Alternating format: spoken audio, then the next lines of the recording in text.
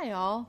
So a while ago on YouTube, I stumbled down a wormhole of small kitchen appliance reviews. As I was looking to buy an air fryer and perhaps maybe a pressure cooker, that's when I stumbled across one of the worst YouTube chefs of all time.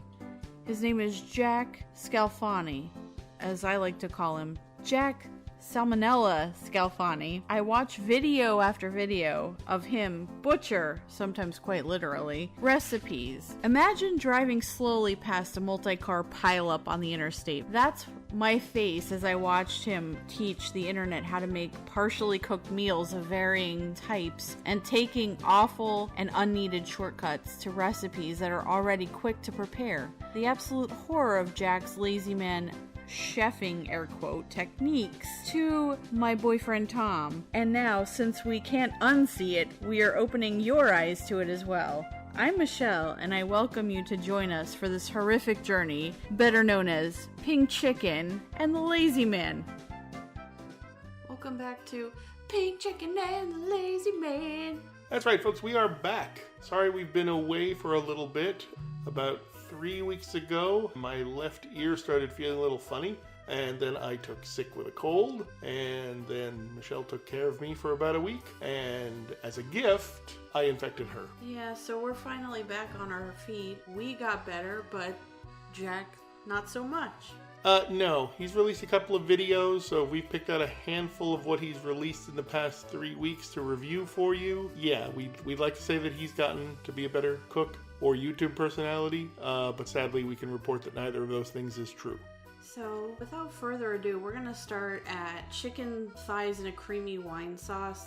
The views are going to be a little higher than, our normal cadence of when we try to release a podcast within the same week of the video.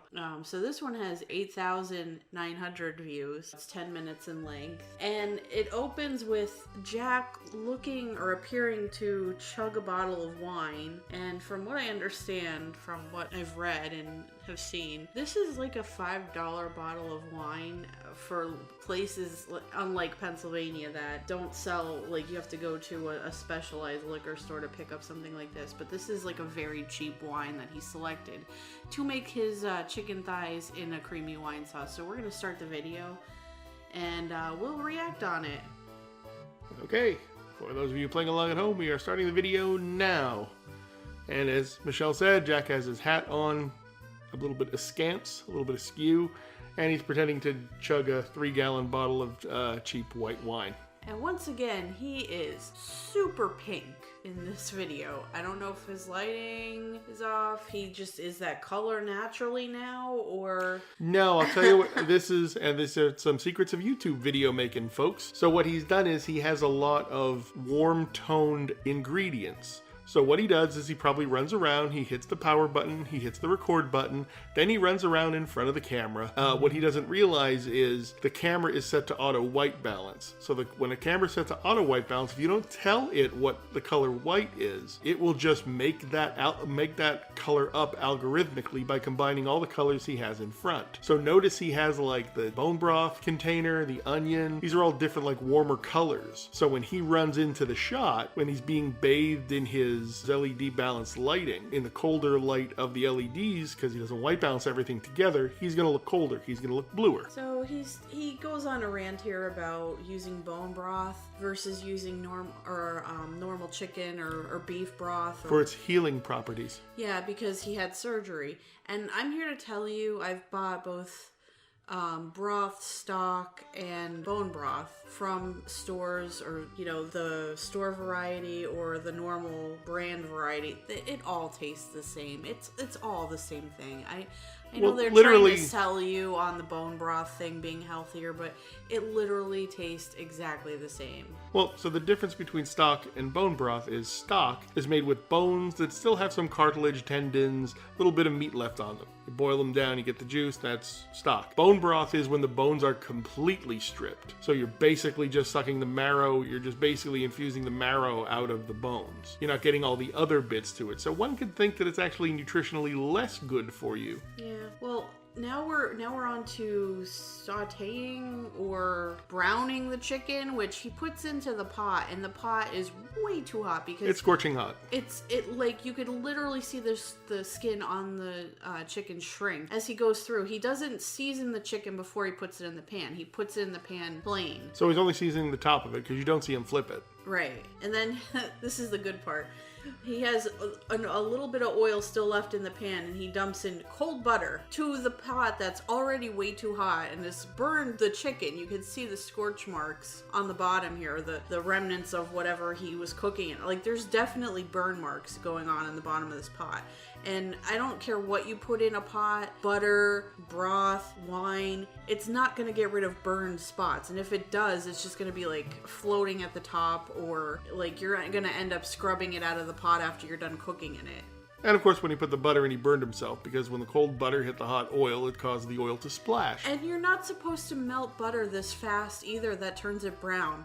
You're supposed to, like, you want it to slowly melt and like foam a little bit. You don't want it like annihilated like this is. He's in a medium-high heat. Oh, and now he's added the onions, which of course overexposes the shot and also reveals that he's just not physically able to chop his onions as small as he should. So he's basically just taken an onion, a half of an onion, and cut it into 5 or 6 pieces, and he's just gonna let the heat and melt the onion down. Here's another good part. Frozen. I don't know why. Yeah, he's adding frozen fresh garlic. So he peeled the garlic at some point. Doesn't look like well, he may have minced it. He may have ran it through a garlic press, but he froze it. And he takes it out and he apologizes on camera. He's like, "Well, I could see that the garlic's a little discolored. That means that the liquid has run out of it. The oil is expressed out of it, and now it's just dry. You're putting garlic husk in there." So I'm not sure exactly. Oh, and by the way, the oil, the liquid's inside the garlic is where the flavor is. Otherwise, you're just basically adding inert vegetable husk. So we're stirring the onions around. We're cooking them down, I guess. Oh, he's got his bum wine ready to go. Yeah, and the point of putting the wine in is actually to deglaze a little bit, and also you want to cook off the alcohol. Oh, he's scraping! Look at him scraping. You want to cook off the alcohol. Oh, like, you just want the flavor of the wine. You don't want the alcohol. You can see the black flakes floating through this. Yeah, it's not good. It's not good. And so now goes in the bone broth. And you can see when he puts that in that there's still a lot of burned bits on the bottom of that pan. Like, that pan is going to have to be scrubbed because that stuff's not all coming out. Now, here's another thing that bothers me. I mean, besides this whole process. He's dumping in flour into the wine mixture, which is to thicken it. That can cause it to be lumpy. You're just dumping it in there. You're supposed to take the water or the liquid out and then mix it with the flour and then pour it back in as a slurry. Or alternatively, he could have mixed it with the butter and made a roux to thicken it. No, he just dumps the flour in. He doesn't measure. The recipe is never in his comment section or his video description, so you don't really know how to make any of this. He doesn't know what he's doing because he just added cold, heavy whipping cream to that whole pan. So he has just stopped the cooking process. There's no deglazing going on anymore. See, okay, so... And then everything has to come back up to temperature. I feel like this could have been an okay recipe if he skipped putting the cream in. The cream doesn't make any sense to me. Like, the sauce that he made with the wine is kind of like a francese or Frances. Thank you. It's like that, except without the lemon. But now that he's put the cream in, I really don't understand what is he not putting all the chicken in there? He didn't put all the chicken in, and when he's putting the chicken in, it very much appears to be pink. Bringing it back, folks. Bringing it back. You hoped for the return of Pink Chicken and the Lazy Man. We give you the return of Pink Chicken and the Lazy Man, now featuring more Pink Chicken. Yeah, and he has that terrible lower third with the Convoy of Hope, so you can't really see the end result. Like, he shows it for a couple seconds and then right into the big paragraph-long Convoy of Hope lower third. But he goes into this side rant about how Tammy says, which is his wife, that he moans when he eats, and he shouldn't do that because he's not in love with his food. Well, we all know that that's not true.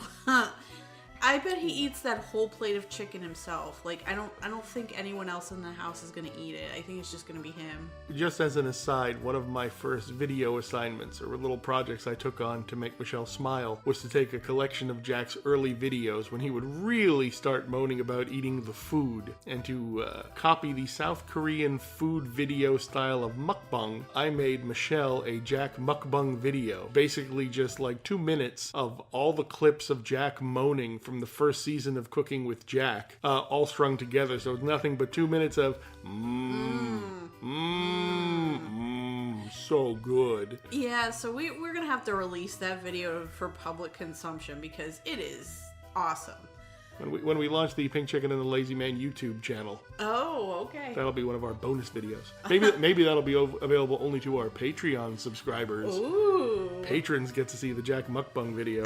I still wanna do one with him and Gordon Ramsay. It's fucking raw.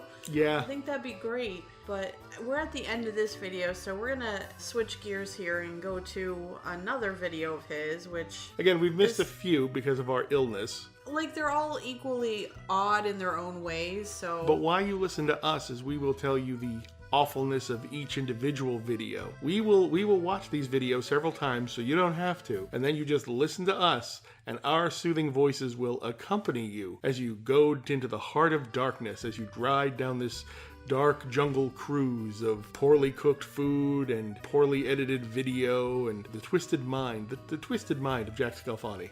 Wow, that's dark. Okay. Sure is. So at the end of Not this as dark video, as the crap at the bottom of his pan. So at the end of his videos now, he has this title, or this title card or whatever. It's a call to action. 3 things you can do now. Shop his Amazon store, which I'm sure he gets kickbacks on. Buy his sauces, which we've all heard that are terrible. From a few years ago, there was a whole like subgenre of YouTube cooking videos of famous and non-famous chefs and just everyday people trying using his sauces, and we have not found a positive review of his sauces. Most people are kind of neutral on them. Lots of people. The one video, the guy looked like he was working in a restaurant, so he was using his restaurant kitchen, and you literally see him spit the food out. He's like, oh my god, that's horrible, for one of the sauces. Yes, and Jack was actually on the West Texas Buyers Club or something. It's basically like and this is terrible to say, but it's like a redneck Shark Tank. But instead of like having the panel of prim and proper judges, you have a bunch of kind of hillbilly guys. But they're millionaires or whatever. They have money to invest. So they claim. So he goes on the show and... Basic cable, folks. Yeah, I think it's on CNET or C-SPAN. No, what is the one? Yeah, it's on C-SPAN 4.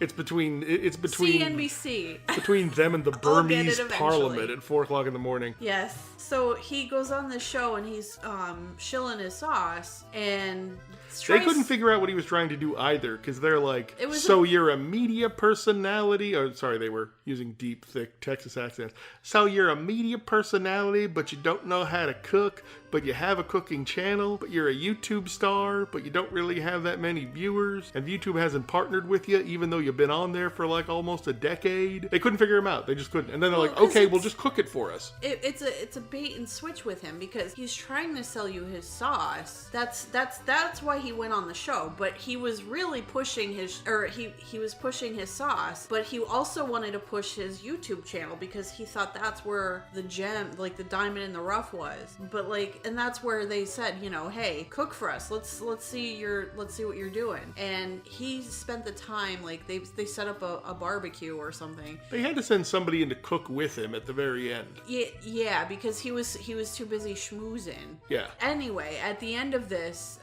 it ended up that they didn't invest in him because he didn't have a good handle on his numbers, like how much money he was making on the sauce. And to be honest with you, I don't know that it's not like Jack is like, oh, well, this is a family recipe handed down for generations, and I mix the ingredients myself and all all this. Like, there's none of that. It's basically like it's a company that sells a sauce recipe to somebody to rebrand and resell. Like, it's not like it's really your sauce. It's just you're just putting your face on the front of the package, basically. I think you're trying to segue to the fact that Jack is now offering a series of videos entitled "How to Make Money on YouTube," and one of the taglines he put in one of his videos, one of his little teases, was, "I'll show you how to do products and merchandising." So he just considers his sauce to be another revenue stream. It's not like he's proud of it or it's an heirloom recipe. It's just another thing to hawk on YouTube to bring,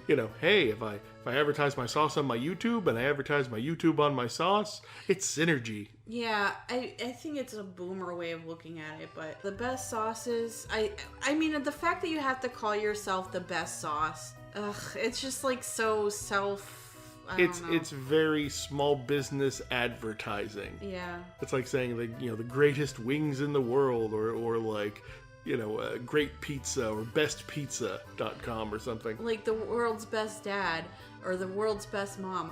Maybe I'm like the mom, the world's most okayest mom, but I don't think I'm the best. And like, for me to say that I'm the best, you'd need some kind of backup for that to prove that. And the fact that he went on that show and nobody could figure out what he was doing. Well, not to prolong the point, but remember how I said, like, when his wife tells him, like, when he mentions, he's like, well, Tammy always says that I make love to the food, but I am making love to the food. When he's speaking about it, he has to be so juvenile and contradictory that probably he tried the sauces and everybody told him, these are the worst barbecue sauces we've ever tasted. So in his mind, in his childish mind, he goes, no, these are the best sauces. Because probably everybody told him they were the worst, and he just has to be that much of a contrarian. Yeah, well, I guess so. And the other thing, I told you it's a dark ride, folks. So he puts up these title cards with the calls to action, and over these last couple of videos, it varies in length. Like right now, we're at the title card for the chicken thighs and creamy wine sauce, and it's at 8:35-ish, but the video is 10 minutes and 11 seconds long. So you have like a minute and a half of just this title card at the end, and it's varying lengths from video to video. So at least 90 seconds on this one. I just counted. Yeah, it's about a minute and a half. And so I don't know that this is doing anything for him. I honestly don't. I mean, I don't know if people are like, wow, maybe I should go visit his store and buy it. I don't know. I mean, I'm not. I may have visited his website just to see what was there, but and I did visit the Amazon store just to see what kind of crap he was selling, and you can buy his shirts on there. I'm not sure about these other things that he's showing here, but these are all stolen images too, by the way, except for the one of his website, because it's him. But these are stock images that he's stolen, probably from Amazon. I don't know about the ribs one in the middle, but yeah, so there's that. And he's already got busted for that once before. He already has a strike on his YouTube channel for that. Oh, and he's too cheap to pay for if you go to cookingwithjack.com, yes, he bought the domain name because it's been there for a while, but if you scroll to the bottom of the Cooking with Jack site, it's a Wix site. Yeah. He's building it through Wix. Because I think he got some kind of sponsorship at some point with them. Oh. Or I don't know, something. I think there was some kind of partnership at some point in time, or they were using him as a way to advertise. I don't know, but... Well, they cast it's a hosting company, so they'll cast the widest net possible. Right. They're like Squarespace or any of the other site builders or GoDaddy. They'll just... If you're doing stuff on the internet, they want to be a part of you. Right. All right, well, let's head on to the next video. Thanks for joining us back, folks. Hope you remember that we're out there, and we're going to be doing more podcasts. Unless we all die of coronavirus. Hooray! More podcasts to come.